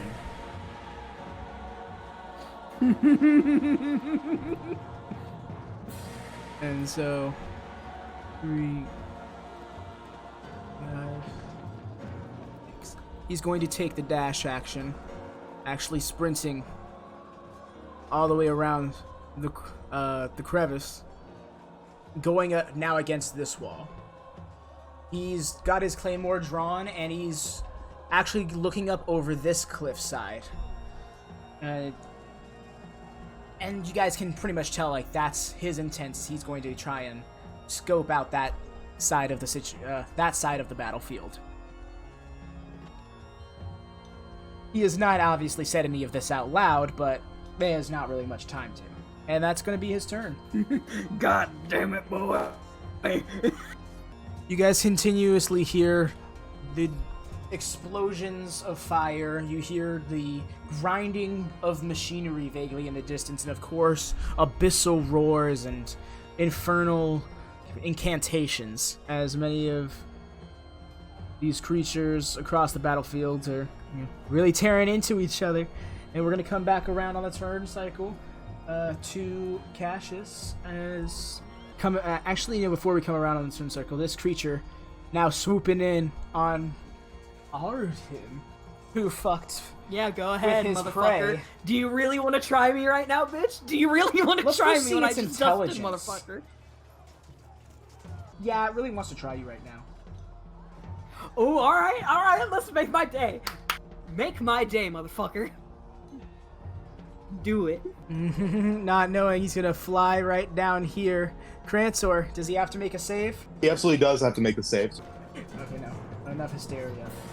As this creature's landed on here, so what kind of save does he have to make? Let me go scroll. Oh, it's right there. Charisma. 30%. What we got going on over here? Not good. Oh, he says he's proficient in the saves. Good for him. Oh, that's a mod 20. I'm trying to do a save DC. Hold on.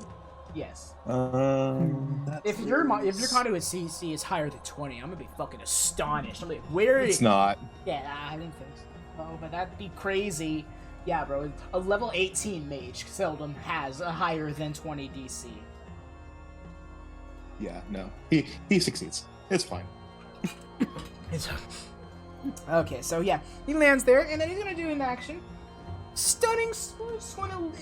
He's going to emit a horrific screech that curdles your blood, stands the hairs on your skin, depending on how many you have. And Cassius, hearing this roar specifically, aside from the effects that's going to have on you, this roar made you feel every ounce of hatred that you possibly could. Almost as if your infernal blood flared up in instinct towards this abyssal creature. And I need... Everybody's in range. I need all 3 players to make a Constitution save. Oh, Constitution. Interesting. Constitution is my second best stat. Samesies. Oh! Yeah, but it's weird that that's the case for Are the you rogue. fucking... That's a 26 right there, mate. That's a 27 right there, mate. Alright, you have to hit us with the 28 now, dude. I screamed and none of you reacted, and I was wondering why. I screamed because I rolled another natural fucking 20. Oh, well, that's good for you. And so everybody fucking passes. Alright, so yeah, y'all are good. The creature is almost confused at the lack of reaction to its screech. Yeah, so we'll actually notice in the distance this 8 motherfucker literally just flattened this devil right in front of him. Just full double axe handle on his head, smushed its head into his hips, just dissipated into dust. There's just another blood-curdling screech. Ironically, is more threatening than the bird who has a screech ability in front of you. Man, Donkey Kong is pissed. Yeah, in fact, this bone creature, sitting atop the rock, seems very angered by that as his arms flailed out and his wings flared up, almost as if yet another soldier down.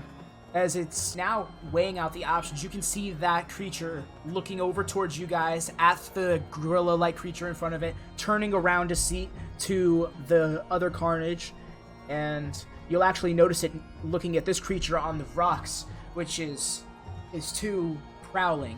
It looks like it's ready to pounce, but it's, again, checking out its surroundings. This seems to be a point in the battle where everyone's either repositioning or reassessing the situation. Okay. An unofficial ceasefire, if you will. We clearly got somebody's attention. Yes, Yes, Cassius, do you recall that one of the devils that was just killed by you guys yelled out, "Mortals on the battlefield" in Infernal? Mm-hmm. And so we're going to come back up to the player's turn cycle. I have this mindset that I'm not really going to tread on any creature's turns unless they're directly involved with you for the sake of brevity. Yeah, it makes sense to me. Yeah, there's like 40-something creatures. I don't need to go, and there's one's all the way on the other side of the map. He swings his axe, and he misses. No. I mean, if you're going to do that, you may as well roll a turn for every NPC in the entire plane. I mean, if you're going to be thorough, be thorough. That's what I'm saying. Oh yeah, and the guy over there in Water Creek and Rieva, he happens to just be skipping rocks. Yeah, he uses his action to attempt to skip a rock. Rolls a strength check. 1 sec. What's his strength modifier? He decides to get in touch with his inner child. What's his strength modifier? Isn't it a commoner? Yeah, so it's a 0. Yeah, well, it's not every commoner is average. You know, it's a special rock thrower. He went to the gym! So, I am going to link this into the chat here. Hey. Is this what I'm looking for? That. So, sorry, what was... So, Cassius, given the context that Cassie's infernal blood just boiled with rage. For narrative's sake, I think I will. So Cassius is going to summon his pact weapon using his action. He's got his regular longsword in his left hand. He just one quick shake of his right, and a complete mirror image, but wreathed in dark blue energy, just shoots out of his wrist, almost Goku Black style. And Cassius will move past Crantor, right at this homeboy. And now is when I'm going to reveal he is also a multi-class fighter, and he's going to action surge. Fuck yeah! Yo! So I would have waited to attack and see if you kill it first, but okay. Well, you have to use it to get his weapon out and do the attacks. Yeah. And if you I haven't, had to wait till my next turn. you haven't used your bonus action yet, right? I have not used my bonus action, no. So you can make a third attack theoretically with your bonus action. I'm not sure. Do you have the dual-handed? Because you feat? are dual wielding. Yeah. Are you a dual wielder or dual-handed? I have the dual wielder perk. And where is it? The improved pack weapon. So I automatically make an additional third attack. Wait, what? I didn't know that was a thing. Eldritch Invocation, my dude. In addition, the weapon gains a +1 bonus to attack. You can. Plus, you can turn your pack weapon into ranged weapons with it too. Okay, so it has +1 to. Okay, that's why. Everything's already reflected in the character sheet. Wait, I don't I've already see. done I don't enough see on where it says you can make a third attack with it in the improved pack weapon. that. Or where is it? No, is it I Thirsting Blade? it's. There it is. Thirsting Blade. But yes, let's continue. We only have Yeah. a few minutes. So, yeah, Cassius is fueled with an unholy rage, striking at this boy. Attack number 1 with the pack blade. That is a 26 to hit. Fuck yeah, man. What's that damage looking like? That would be a Wait, D8. really quick question. Does he have advantage? Because I'm like right here. I do the +2 instead of And even if advantage not, on there's a flanking. gap right here. Yes, no, that's I'm not. sorry, That wouldn't count as officially flanking. You would have to actually be one more space over for the flanking to count, or for him to be one more space over. You have to be entirely adjacent. So 26 to hit. First one. D8. Don't let me down, baby. That is 11 damage. Wait, is this your regular longsword or your packed weapon? Oh yeah, your packed weapon. Duh. This is the pact. Okay. This is the first one with the pack weapon.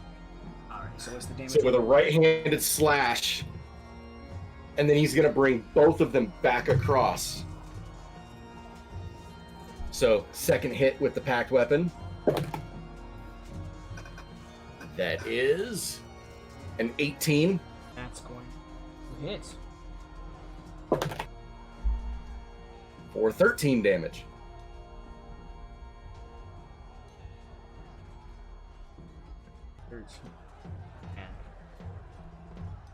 Fucking this So loud 24 total? Yes. And we still have his brother's longsword. Yes. Bonus action swing. Bada swing. That will be a 14 to hit. Oh my gosh, that is really loud. 14. Okay, 14 damage. No, I'm sorry, 14 to attack with. A 14 to hit. 14 to hit. That is going to just miss as it sways back in your blade. Not being as intimidating. It was much easier for him to avoid. Not being glowing and spectral. You mutter something in Abyssal, but you don't catch it. Because you don't speak Abyssal. So. And just for flavor, Cassius just motherfucking my house up at you yelling like that. In my house, he said. You do not disrespect Grandma's house like that.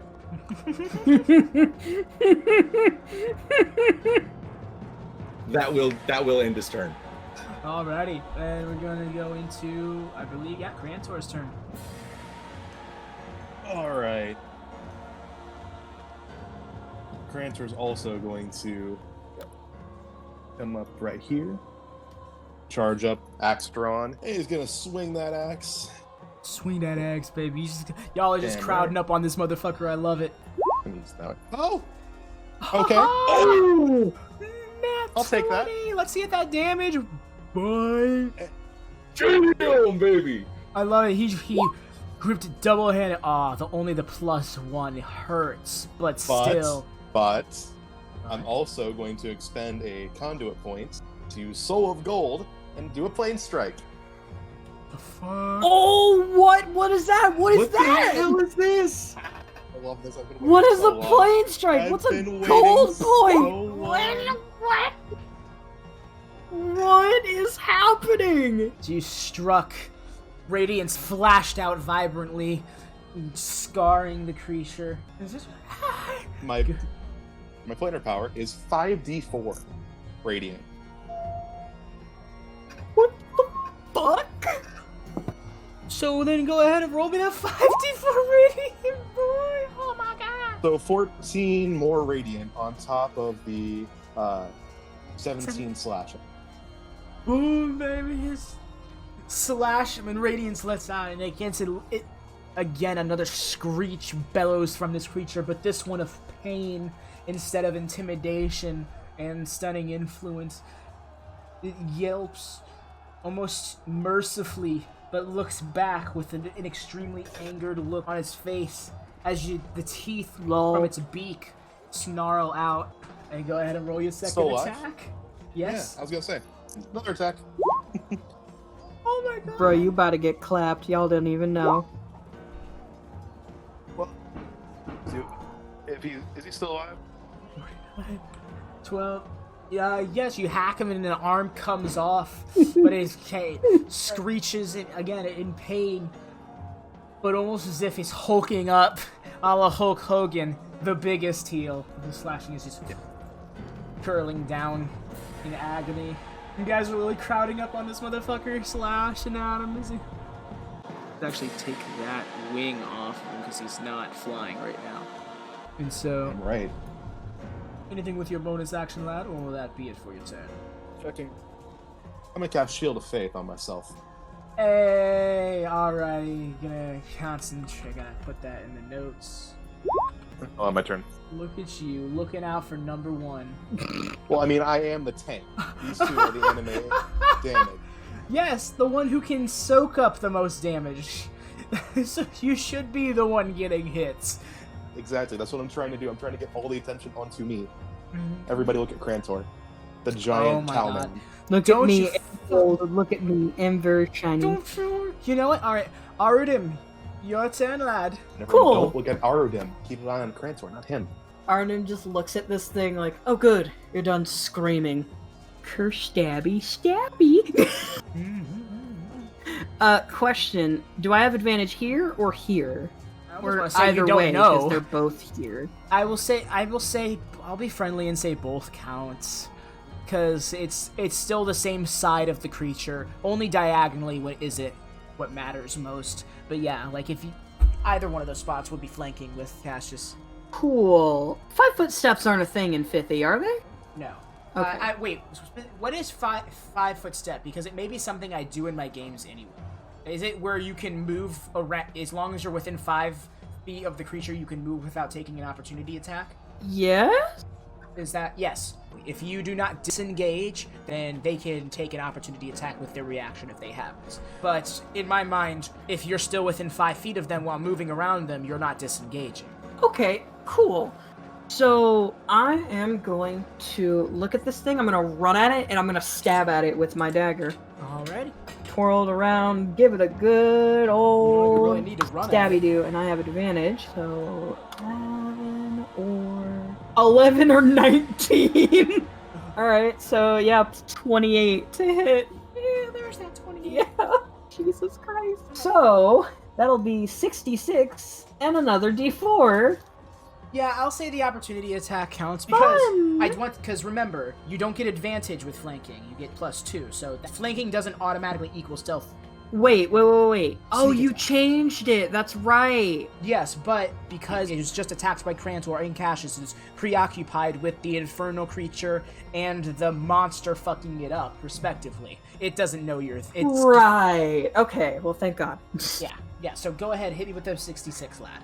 Alright, so that is going to be with my rogue dice set from Polyhero. Thank you, Polyhero. That is 33 points of sneak attack damage. I just want to rake the dagger across one of its wings. You do so, however, you notice it's extremely leathery and hard to cut through with your dagger. And that is 33 half to 16. I like to think halfway through cutting the wing, I'm like, oh, fuck this, and I just stab it in the stomach. Question. You dealt your damage, but it did not seem to anywhere near as reactive. Could I ask a question then? Because I dual wielded daggers, could I use my bonus action to make another attack? Yes, you haven't used your bonus action. Or does sneak attack only apply to once per turn? Only once per turn for the sneak attack, but you can bonus action attack with an offhand attack. You just won't be able to add your modifier if you don't have the dual wielder feat. Do I want to do that? Yeah, I don't have that, but do I even want to add another D4? No. I forgot I have spells. Well, there's always next time. I'm an idiot who forgot he has spells. I'm going to use... What can I do for my cunning action? I can dash, disengage, or hide. I'll use my bonus action to disengage. And disengaging is I move half my movement, right? No, disengaging is where you are you can move out of an enemy's space without taking an opportunity attack. Oh, okay, so then 5, 10, 15, 20. I'll move here. I'll disengage over here, and I'll say, your wings could use your fucking lotion, my man! It'll be hard to not notice, as you'll see this devil take flight with its wings going up 40 feet in the air, and it's not actually speaking, but Cassius, you can tell this is telepathy as he points down at the ground, likely at several individuals, and then points over directly at Crantor. And that's where we're gonna end the session. Fuck! You ain't out of my reach, motherfucker. Okay, I'm gonna Crantor. 100% of the attention the best magic on me. card he has reached. Chuckles, I'm in danger. All the enemies within our radius. A leading devil just went dee dee dee and then pointed right at Crantor. So you want to hear something funny? Sure. When Kobold goes, oh shit, I have spells, I immediately thought, oh shit, so do I. And I was like, look at my list. I'm such an idiot. I have spells. And I'm looking at my list. I'm like, I could do some of these as a bonus action too. I'm so happy. I'm an idiot. Y'all are beautiful. No, but I'm really so happy that Astro was able to flex some of his planar shit. So long, I'm so excited. We've been sitting on that for so long, my dude. I had something prepped in the little solo session we were supposed to do before the start of the campaign. Two of you. And when that got scrapped, I was like, oh man, well I hope they get to scrap up with one of the little devils. Oh no, they just scared them into submission. No fight necessary now. So it's just like, damn, their first fight's really gonna be this war zone. Well, level 11. Right? You guys... No, Crantor uses his intimidation main weapon. If he has to pull his axe out, he thinks that's a failure. Axe is like, oh fuck, plan B. Sink! Yeah, so Castor, please do plug yourself. 1 second while I get up and turn on my fan. Yeah, like I said, you can usually find me on Twitter, usually angry posting about something. You could also find me here on Twitch at Castor Gaming, where I typically don't stream. I have not been online nearly enough. Same. Use 3 words to describe your Twitch channel. Not online enough. Yo, yeah. Big same. I'm on the cusp of big mood. Big mood, Tony. Parker, what did you do? I'm sorry, continue, Castor. A lot of that has to do with being incredibly busy at work. But yeah, I just been playing some modded Minecraft lately just to kind of get my... That's fun. Some calm. Yeah. Yeah, hi. I'm FriendlyKobold. You can find me on Twitter being horny and gay 24/7. And by that, I mean whenever I decide to go onto Twitter and just retweet shit. Yeah. But you could also look for me on Twitch, Kevin Gnome Dwarf on Twitch. I need to change it to FriendlyKobold sometime soon. You probably can by now. Hopefully, it's been a long time. I don't know. I'm not gonna lie. I like the name. I've recently been streaming Final Fantasy VII. I'm too much of a pussy to stream Subnautica and finish the game. So instead, I'm streaming No Man's Sky because I want to enjoy my life and not be pissing my chair.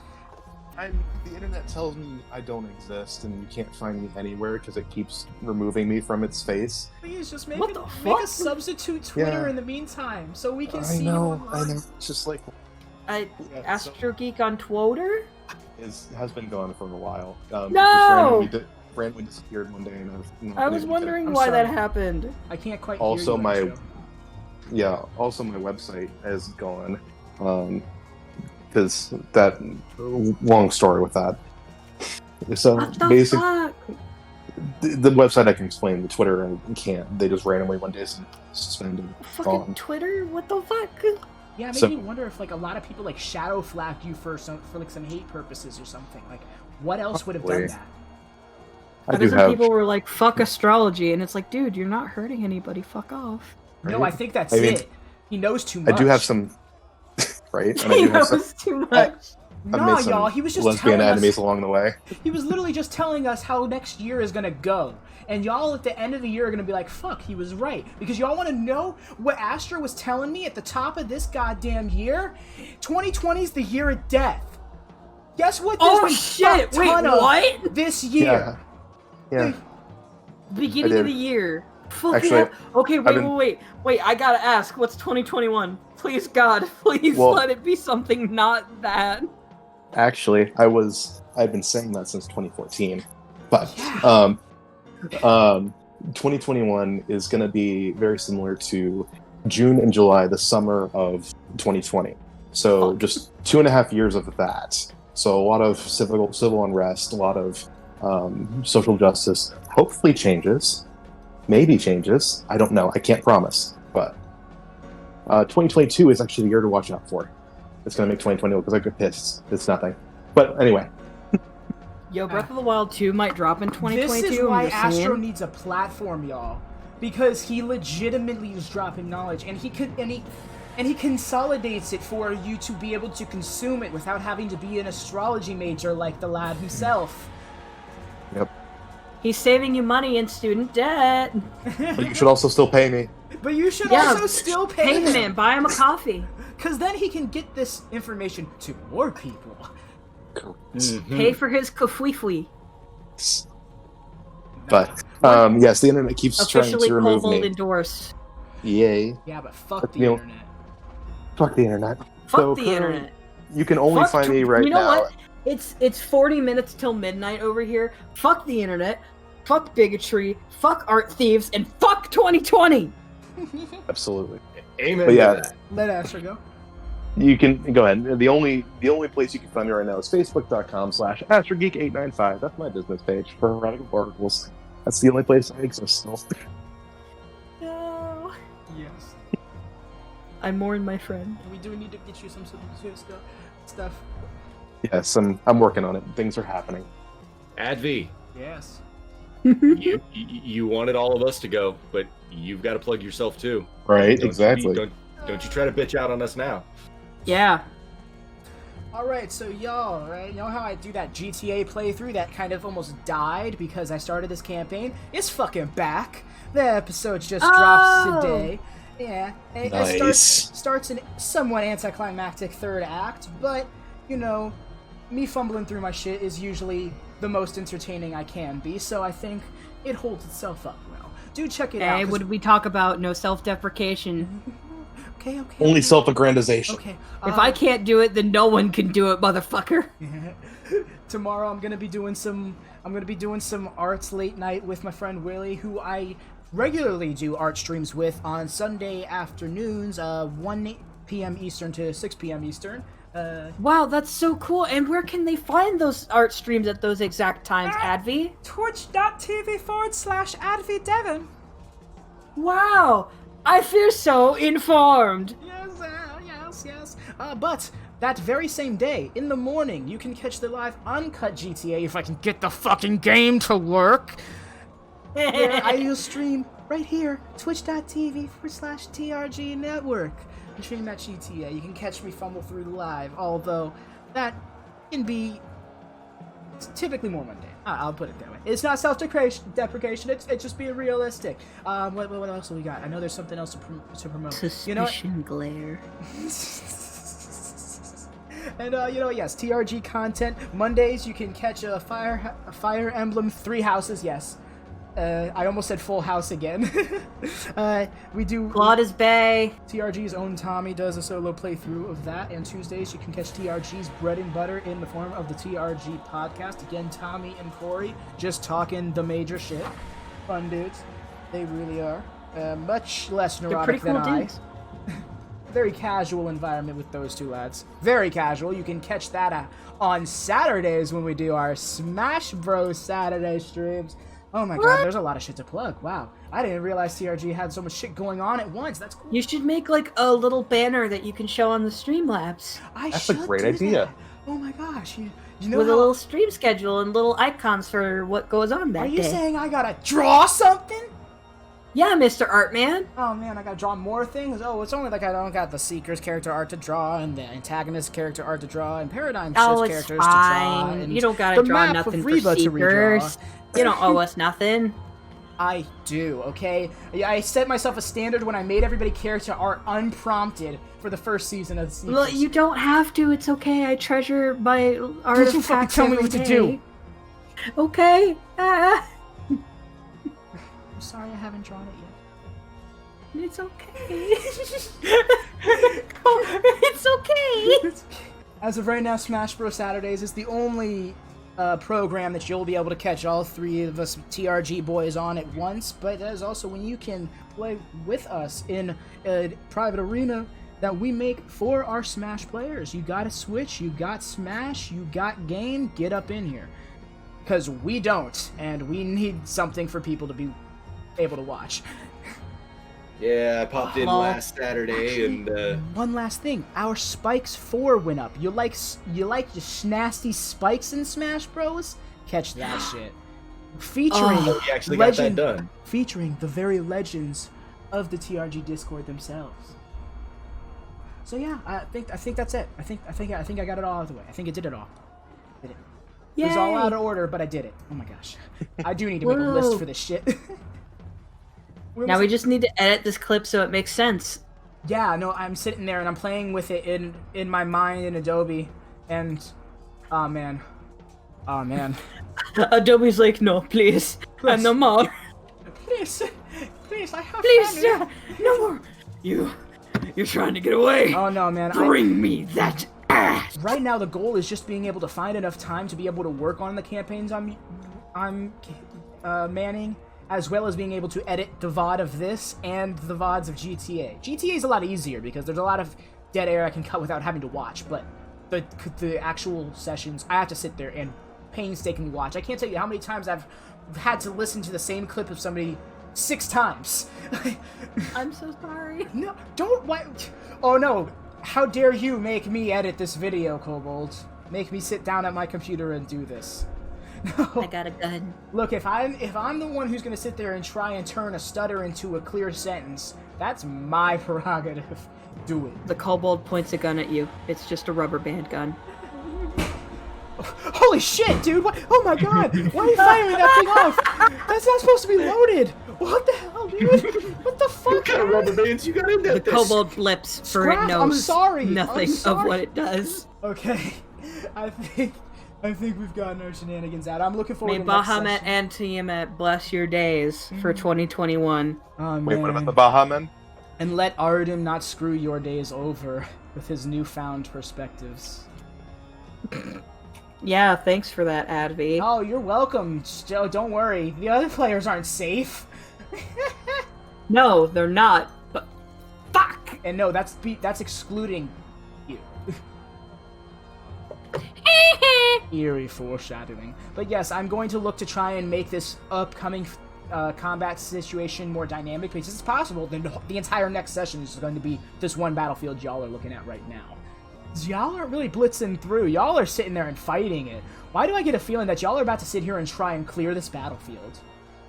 Why do you assume that that's not what we're going to try to do? Because that's maddening. Yes, you're level 11, not level 17. Hmm. Y'all haven't even I'm gonna hire some people to go into hell. Who is sane that I'm going to find? You know what? I can't put sane on the itinerary. I have to put effective. Yeah. Who's effective? Look, all I'm You saying- can either get sane people or you can get effective people. You can't have both. Look, all I'm saying is that the other side of the battlefield has not been seen yet. There are tokens of there are creatures in this equation. Unless it's a Tarask, I ain't scared. Boy, That's careful the what sound you of ask. somebody Be about to careful. die. I lose nothing if this character dies. Ah! Well, y'all, have a wonderful evening. Yes, you all. Hasta, y'all. You'll both take care. Bye.